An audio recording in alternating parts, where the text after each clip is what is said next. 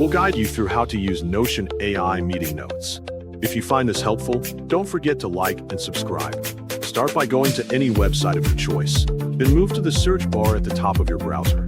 Click the search bar and type Notion into it, then press Enter to continue. Once the page loads and the search results appear, select the first website that shows up because it will take you to the official Notion site. When the site opens, log in or sign into your account so you can access your workspace. After you finish logging in, look at the left side of the screen and go to the private section. In that area, press the plus button on the right to add a new page to your workspace. When the new page appears, give your page a name so you can keep everything organized.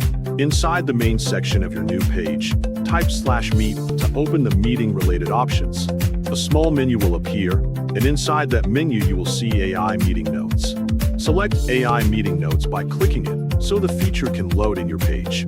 Once the AI meeting notes layout appears, you will see a notes bar. Add your notes inside that notes bar based on your needs. You can type anything that you want the AI to keep in mind before the meeting starts, such as topics, goals, or reminders that help you stay on track.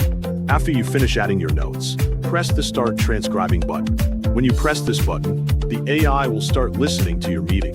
It will begin to transcribe in real time, turning the spoken words into written text while you and others are talking.